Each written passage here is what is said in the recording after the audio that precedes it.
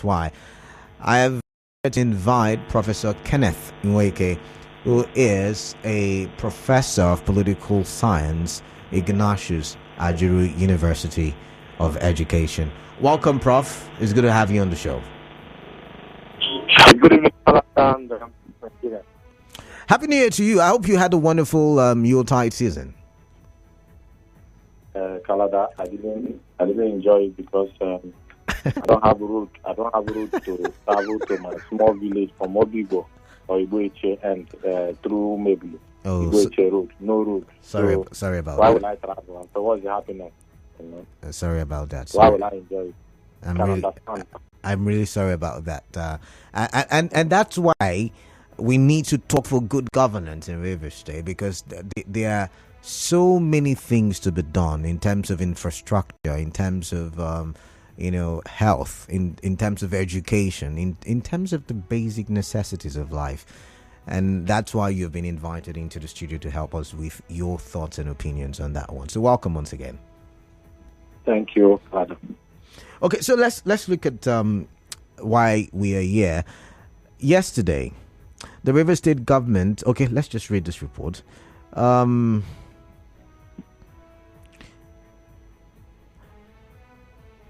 Okay, so yesterday, the governor of Rivers State reacted to the resignation of Edison Aye as member of the House, the Rivers State House of Assembly, during the 2024 state banquet held at the government house. Governor Fubara said Edison Aye's resignation is evidence of how far he can go to achieve peace in Rivers State. Let's take a listen to what the governor said yesterday.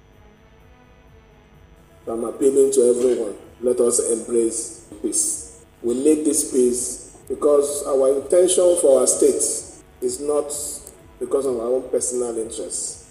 It's for the interests of everyone, the interests of the development of our state. So when we are faced with this type of situation, we consider the actions and reactions. Who is going to suffer? Fubara will not suffer. I can assure you that. But 1 million supporters will suffer. Governor Fubara also said his decision to obey the 8-point resolution is not out of fear, but out of respect for elders. He said the state banquet is an indication that this government is alive.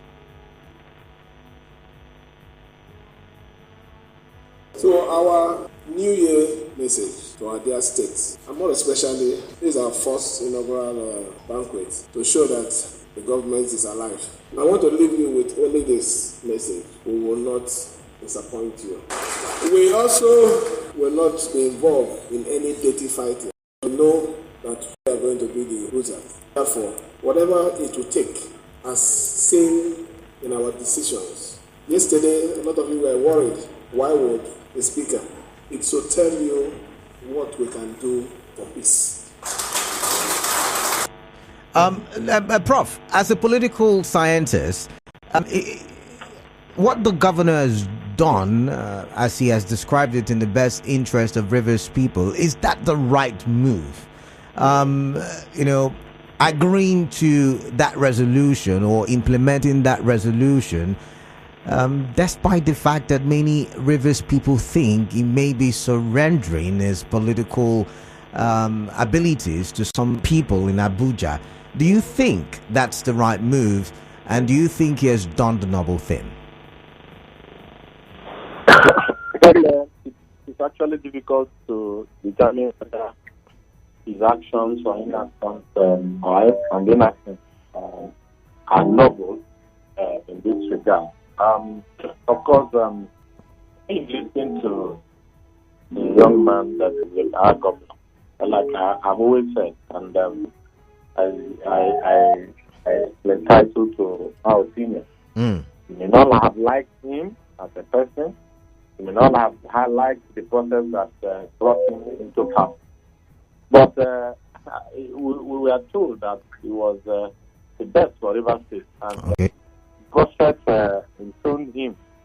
And we are also seeing what we are told, that the young man was the best for Rivers State. And since the process for emancipation of Rivers State, started. We have not seen it, this way to be very frank. And probably it became like the David of our time, who may not have been counted or considered to have been in the process for bringing about the best for Rivers State. But we can see his actions in actions happy to keeping the much needed governance that we have. Because as a governor, he's making certain statements that endear him more to Rivers people. Because when you talk about the people, because governance is about people. Okay. Governance is about, attending to the people's needs. Our people don't need much, for goodness sake. I told you here that I can't just drive into only 12.6 kilometers from Obibo end or Ibo Iche end into Ikwerembo. I could not drive in for a set of communities that produce over 350 oil and gas wells, Canada, for goodness sake. And so when you listen to him speak in this manner or take certain decisions, they may not be in tune with the average, the expectations of average river person per se. Because he sits on the seat. He sits better than you and I. And so he's managing the process, whether the 8-point agenda, the way he's going about it, may not be in tune with the expectations of the average rivers man. So because he's on the driver's seat, he's managing the process small, and the vehicle is moving. And so if there's anything to believe, just to also, see somebody, a governor, that tells you that whatever actions and inactions that or decisions that he has taken are in the best interest of Rivers State. I know we have now also seen a quick response to implementing quickly those 8-point agenda, so to say. But somehow, in the way that I would say it, why only, the state is moving small until we see clearly, we are, because they have told you clearly, Canada, that Fubara will not suffer. That's Governor Fubara will not suffer. Yeah. But I'm not saying, in recent times, where our sitting governor aligns with the interest of the people, especially somebody emerging who may not have been a choice of majority of Rivers people. But at the end of the day, but because the process that is shown him, says so, and maybe abided by some level of constitutional provision at the end of the day, but because it's not been upturned, by any court of competent jurisdiction. Therefore, it means that he's a governor that is duly elected, and that he listens and that he takes action in action that to the people. And so when somebody is doing that, because legitimacy is not all about the constitutionality of a government coming into power. No. Legitimacy is about doing the bidding of the people, irrespective of however you came to power. And I've seen that in the life of the young man, and that's what appeals to Rivers people more. As far as I'm concerned, it may not be compliant with the 8-point agenda. But anyhow, the vehicle is moving and is moving. And then, as the days go by, we begin to see how the implementation will be. It may not be the way everybody would want it, to go. But somehow it's going small. Now, can I come in now? You mentioned the legitimacy. We'll get to that. But let's look at sacrifice. Over and over, on multiple occasions, the governor has said that there is no sacrifice too big for peace in Rivers State. And he said it again yesterday when he was making reference to the resignation of Edison Eye. He said there is no sacrifice too big. And Edison's resignation is proof to that effect. As a political scientist, would you agree with that statement? Would you agree with that move that there is no sacrifice too big, and Edison's resignation is yet again in the right course, given the political drama that has happened in the past few months. And it looks like, Edison may have been, going home with victory. If you ask me, the political history of River State of recent cannot be completely written, especially when you talk about emancipation of the people, without Edison Eye and Governor Fubara. Because, of course, when you have had opposition in the state in the past, no one was able to confront, the reality of our time. This duo.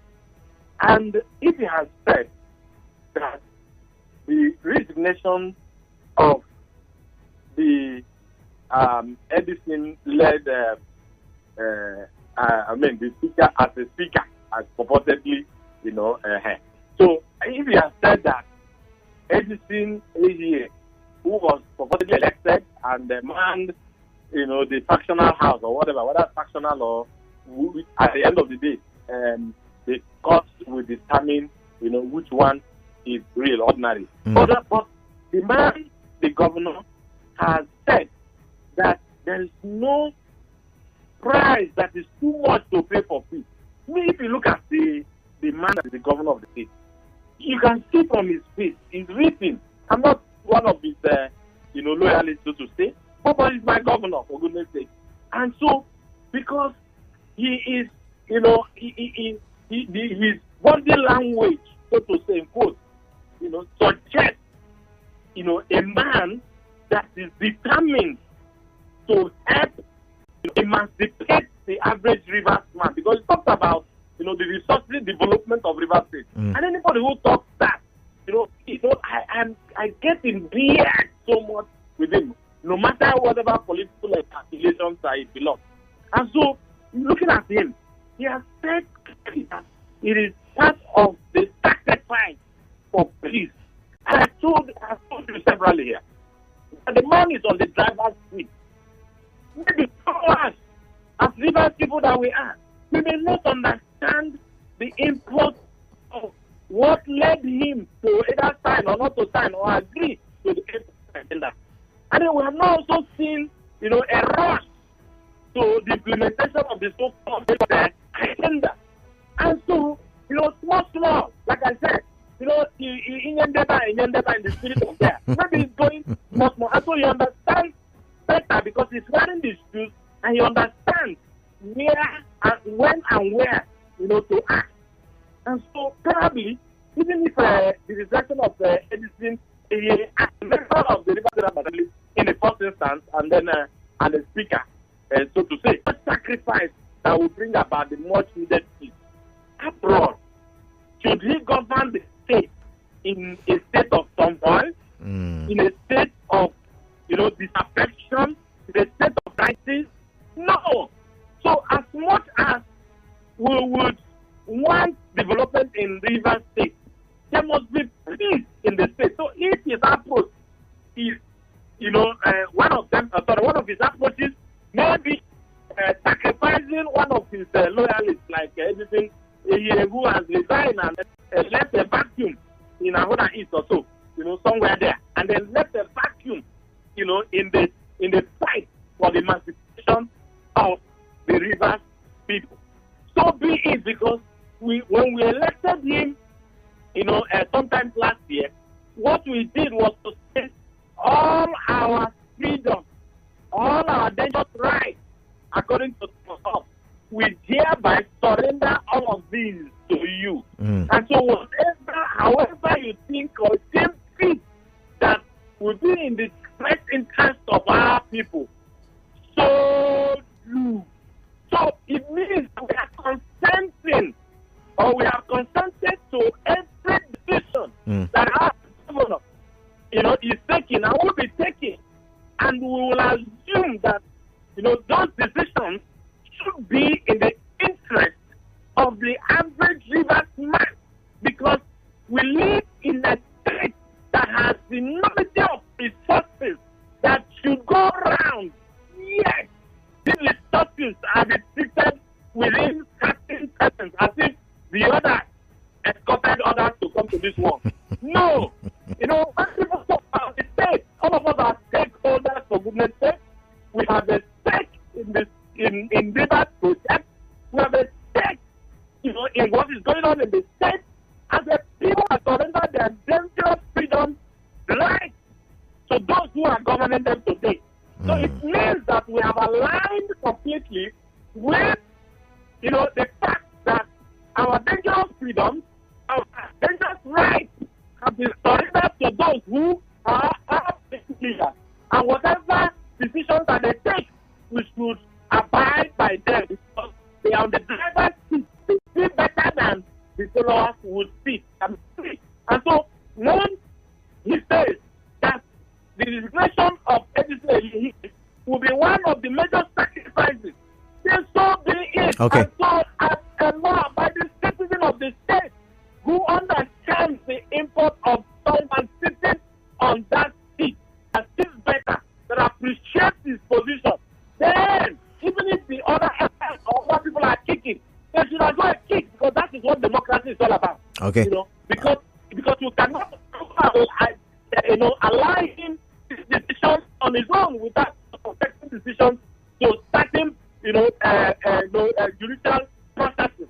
That's why they are also taken to court to challenge the constitutionality of the point agenda. So that is the beauty of democracy. Okay, let me pause you now. You've said the beauty of democracy. You've quoted the theory of dangerous rights, being surrendered to the governor as elected. However, like you've just mentioned, there is the issue of the constitutionality of the 8-point agreement. And some lawyers have argued, and they're still arguing, that, for instance, if you defect, XYZ will happen to you. If you do this is what the Constitution says. And they're arguing that part of the political drama is a constitutional matter and cannot be easily resolved by the 8-point agenda. And the governor has sworn to uphold the Constitution, which is the grand norm of our society. From a political angle, once again, how best can the governor navigate this stormy waters? Because if he abides by the agreement, as you have said, in the interest of the people, for the people, by the people, it will be deemed unconstitutional by some, school of thoughts. And if he decides not to, like you've also said, he cannot lead the state in a turbulent state. So how can he navigate this issue of constitution and no constitution? Yeah. It's ordinarily, when there's a breach of constitutional provision, of course, the laws will take their courses. And here, if the Constitution or the ground norm and the extant law define the consequences of something, taking a step in form of defection to another party, it's not within the right of ordinary citizens of the state to declare those seats vacant. That's what you must get first. It's not, come again, it's not the, I want to get what you said correctly. It's not the citizens. Even if the ground norm and other extant laws have made provision for or against anyone defecting or have made some conditions for anyone defecting. So even if such seats are to be declared vacant, it cannot be in public opinion that those seats can be declared vacant. Okay. No. Interesting. But if you have a properly constituted assembly, for instance, and then that brings you to the issue of the court also determining that. Otherwise, nobody can define or can declare a seat vacant. Because if there's a constitutional breach, of course, that can only be tested in a court of competent jurisdiction. Okay? So no person or group of persons can now come up and these 27 members or 26 or 25, as the case may be, that their seats have been declared vacant. Because ordinarily, the Constitution or the extant laws, ought to make, even if the extant laws have provided clearly, especially, that when once this happens and once you don't follow this process, that your seat becomes vacant. Nobody can do that except probably a properly constituted, house, under a speaker that can do that, or under the leadership of the house that can get such seat vacant. And then even when that happens, such a person can also go to court to challenge, the that leadership in declaring it or their seat vacant.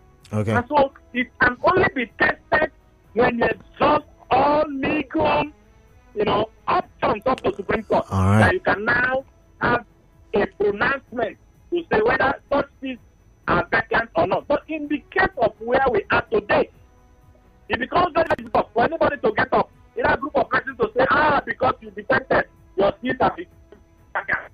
Anybody who feels so, because ordinarily the average vote in River State is not a Tombo flash.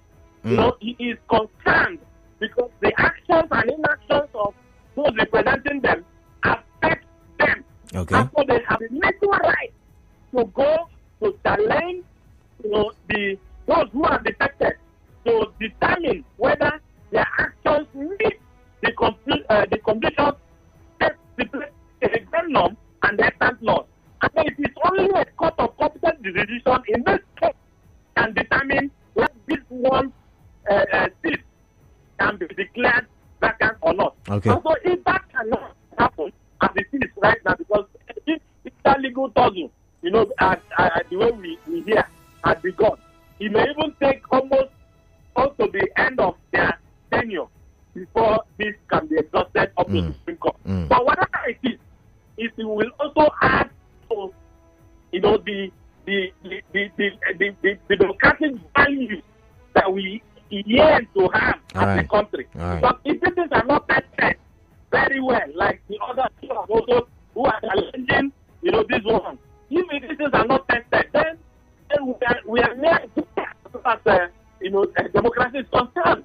As far as I'm concerned. So for me, I feel that those who are challenging this one have the right to do so, and that's the beauty of democracy. And that's the man who is supposed to be on the driver's seat.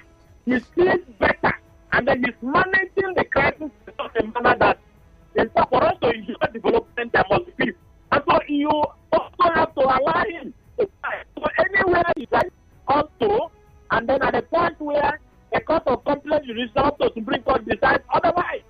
And so be it. Someone has said here that when the law speaks, militancy, ethnicity, all the crimes, we give way. So that's what I believe. The law speaks. Everybody who is agitating today will just clear. Okay. Now, can I comment now? You've sounded like you believe that there is a political solution to this, this, what do you call it now, this crisis. So I want to ask, do you see the possibility of this peace accord now signed by the governor standing or withstanding the test of time? Do you see this peace accord going all the way? Because some people are of the opinion that this is peripheral. This is just surface. It's not deep, the agreement, and it can, it can be broken anytime. Canada, Yeah. Have you seen, let's tell the truth, I've said that and I maintain that. Have you seen, even while the was handed over to the present governor now, was it written down anywhere? It wasn't written down. Nobody, it was a mere diplomatic agreement. So but when issues like this are being written down, to resolve, then it means that people are just writing down in politics, writing down. Have you ever seen somebody who also legislator and all that writing down, we hear that there are some certain agreements, understanding that they usually have. But nobody has ever come up in the public to say, this is the document that, the godfather and the godson signed together. But this one came as a result of certain moves by the president to say, look, there's a need to bring about peace here. And from the pillars, it appeared as if it was a document that was just done by the presidency and then handed, because it was called a directive. I'm not saying that or something, because there's no proclamation, because when you're making peace, my people said, when you're making peace, you don't bring pepper. When you're curing iron, don't bring pepper near there. So if you talk about it like, directive, presidential directive or proclamation, it means that whether you like it or not. So the man has seen what he saw. Only him saw what he saw that day, and he came back. And then he says he will abide by the thing. And then the president has also commended him so that 2 days ago that he has taken a bold step. It means that things is moving small. And whether the peace export agenda will stand the test of time, it is what time will tell. Ordinarily, in politics, you don't sign any document because they work. And for if we sign this type of document, it might mean that it's a joking way they joke. Do you understand? So I don't see this document, being something anybody can contest over, because it ought to be a gentleman's agreement. We ought not to see and feel any document, at the end of that meeting. It would have been a gentleman's agreement at the end of the day. But flying documents would mean that he's even dead on arrival. And that is why you have seen the man speak to, and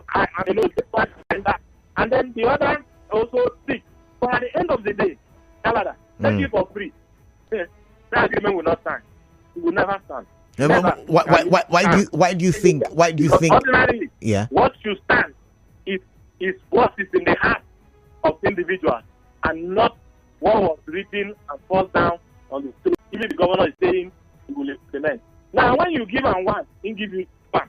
You give him two, he give you two. So, small. So if you retreat one, he retreats one back.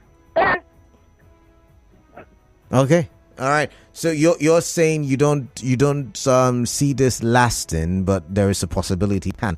Okay. So Canada. Yeah. Canada. Yeah. I've told you here that my people from a case, they say, when you want to cure eye problem, don't bring pepper. That document is as to the pepper when you want to cure eye problem. And then the eye will be crying and bleeding. So it's a difficult thing, because I see it as like others may also see. 7 is in 1. So the key thing for the governor was, they should drop that it was a joker.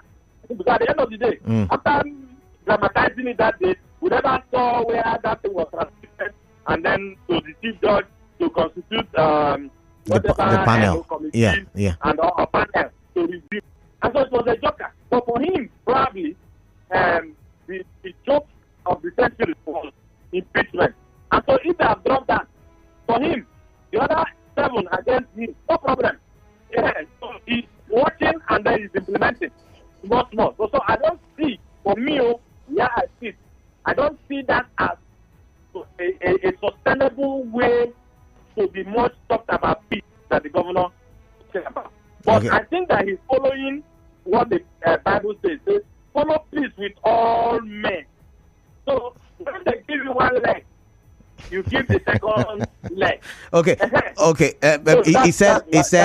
He said that the reason why he decided to implement it has nothing to do with fear, but everything to do with respect for elders. And by elders, or when he said elders, I want to believe he was referring to the president, the FCT minister, and maybe even to the former governor of Rivers State, Sir Peter Odili, and some other notable names in the presence or that were present in that meeting. What do you make of that situation? Now, as a political science, which of course has been a source for debate, to the FCT minister? Canada. You see this thing called structure. structure, the more you look, the less you see. Okay. Those you think are your structures. A lot of people are listening to me now. I have those who are following me across, right? So it's also structure. If you want to translate it, it's also structure. So I'm also building structure, or structures are being built. So this sort of structure is the more you look, the less you see. When you think that the structure that you have that are following you are following you strictly, they are following you not because they love you so much. Okay. They are following you because you have something. You see, the governor talked about red biro, red ink that was his front pocket. And then he brought it out and said, people are looking for this thing. You think that people who are also supporting the governor today, are supporting him because they like the man, Governor Fubara. They like him. They want to follow him because there is a red pen that is there. And that red pen can change, the cost of every man. And so those you think that are following you today, you are talking about structure. And that probably what he's doing now is that he's aligning the structure of whoever. Structure is not, the structure is about character.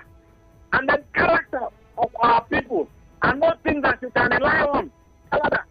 In fact, as you think that they are following you, please look behind whether the legs that they are hearing, the sound that they are hearing, whether it's the same sound that you can see behind you. Otherwise, once you don't have the kind of red biro that the governor has now, my dear, and then probably you also have the one that the FCC minister has in Abuja. You decide for yourself whether you want to go and serve in a foreign city, in a distant city like Abuja. And then those who may not be able to go to Abuja to fly to move, we want to remain in River State more. So this structure is something that is not reliable at all. All right. When you are thinking about, I want to think about my structure for my brother. All right. Look where, because the structure that is in your hands will quickly disappear, becoming another structure. Okay, let's open the phone lines now. 15 minutes to the top of the hour. If you're listening, this is where you come in. Now, a lot of Rivers people, even as I'm looking at the screen not too long ago, some Rivers people were saying, no, do not implement that agreement. Some people have gone to court, like Prof has mentioned, and they're saying we don't agree to the implementation of that peace accord. He represents us, is governing on our behalf, and so it is the people's mandate that he holds, and so he should listen to the people if we, want to go by democratic theories and all of that stuff. However, like Prof said, he seems to be in a difficult position. He's the one who's wearing the shoe, and he knows where, it's pinching. So, I want to ask you, what would you rather have the governor do? I've asked this question before, but I'm looking at it from a new direction, a new perspective. This is reality now. He does not want to play dirty politics. He's not afraid. He has respect for elders, but he's not afraid. He wants to focus on development for the people. But rather, the people would have him fight for political structure. The people would rather have him struggle for political recognition. And he's saying, no, I don't want that. But people are still pushing on. People are still complaining. So that's where I'm coming from when I ask the question, what would you rather have the governor do? What would you rather have the governor do? I'd like to hear from you. I've got Obed calling from Port Harcourt, and after Obed, there is Peter from Yenigua. So, Peter, you would have to hold on, and let's listen to Obed. Obed, welcome. Yeah, I greet you. Welcome. Thank you very much. All right, let's get your thoughts. I'm talking for myself. One of the things made me ask question for the current governor is the move that he made, especially inserting the Mangai Fan and all that, trying to change the narrative. You understand? Yes, that was what gave, actually pushed me to start supporting him to ensure that he actualized whatever he has. Then people talk about the governor does not want to enter into dirty politics and all that. And that is not afraid at the same time. For me, I'm seeing that as controversial because if you say you don't want to enter into dirty politics at the same time you're not afraid, then what happened to the drum now, which is the constitution? You understand? You are not afraid. Nobody say that. I'm not seeing any war here. Nobody's fighting war. Go ahead and do what you're doing as a governor. That is the only thing. But Obed, it's going to raise some dust, and it might be distracting for the government. So you're saying, you know what? Let's leave all of that. Let's leave the political structure for them. Okay. Distraction from where? Okay. Distraction from where? Okay. You have the support of everybody. Distraction from where? I'm not in distraction. But the River State people will not be the ones to pass laws.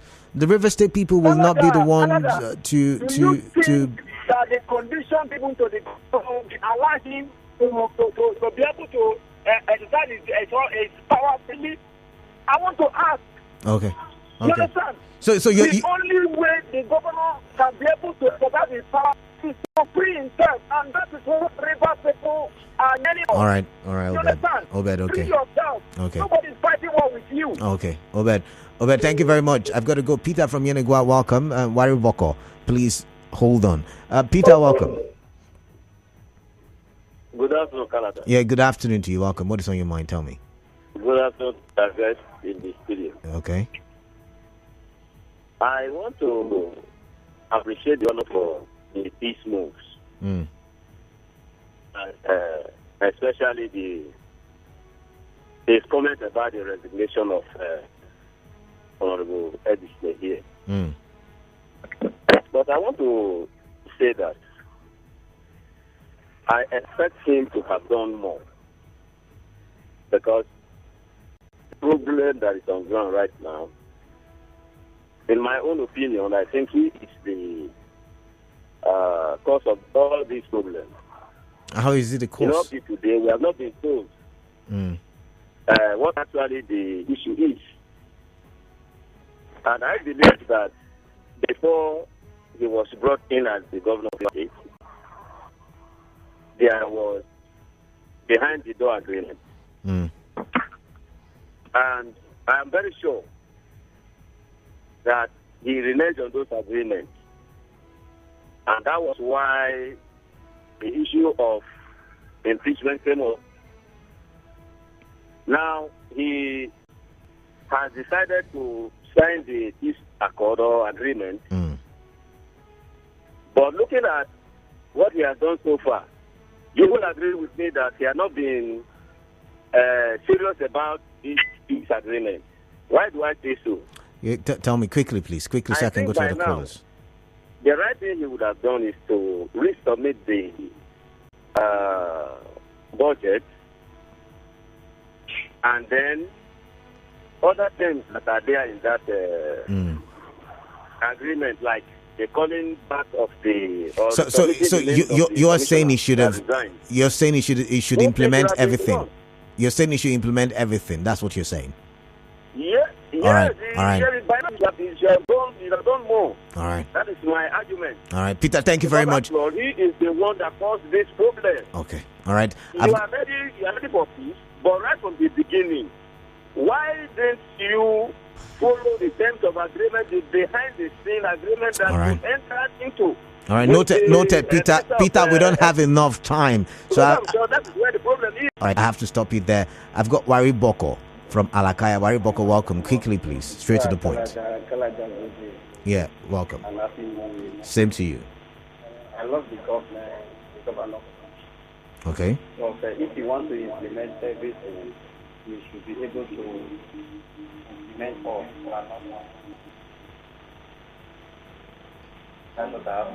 All right, thank you very much. Next time, turn off your radio set, please. Kunle from Borokiri, welcome. What is on your mind, Kunle? Let's hear you. Yes. You see, God is a wonderful God. He works in a mysterious way. Okay. He uses the things the foolish things of this world to confound the wise. Interesting. You see, an average Rivers person and Nigerian all along, even now, seem to have this normal Nigerian mentality of, we don't go clean. This is how it should be. Nobody ever thought the person of the present governor of Rivers State, in his humility and the kind of people behind him, calculatively following this issue up, will have adopted this approach to adopt it. I've told you this before, that man will never implement those things. See, it's a game of brain going on. Look at your opponent. How is he moving? Okay, let me also strategize based on this move. The game that man is playing. And I'm thanking him very much that he's considering the average human being in Rivers State. See, what they thought initially, that there would have been group, and they will throw everybody, and before you know it, state of emergency will be declared. The man is aware of that. And I thank those who are behind him, giving him advice. Believe me sincerely, the battle is won already on behalf of Rivers people. I know what I'm talking about. The battle is, I've told you this before, mark my word, he will not implement. It's not a human being. That man is very smart though. People think it's a fool. In fact, congratulations to Rivers people. All right, then. All right, thank you very much. Thank you very much. Do you agree, Prof? Quickly, in 30 seconds before our next break, do you agree with what the last caller said, that the governor will not implement it? Because it sounds contrary to what you've been trying to say. It doesn't stand contrary. Not that the governor will not. In his nature, he's a peaceful man. It's like game theory. It's like game theory. You understand? I told you. You know, you bring one leg and the man brings one leg. Not so. So has he been in a hurry in implementing all the 8-point agenda? He has not. Okay. Because ordinary Canada, if you tell me that some people resign. Prof, just hold that thought. We'll be right back. We'll continue from where you just stopped. Let's go for a break. Are you into business and sales or offer any?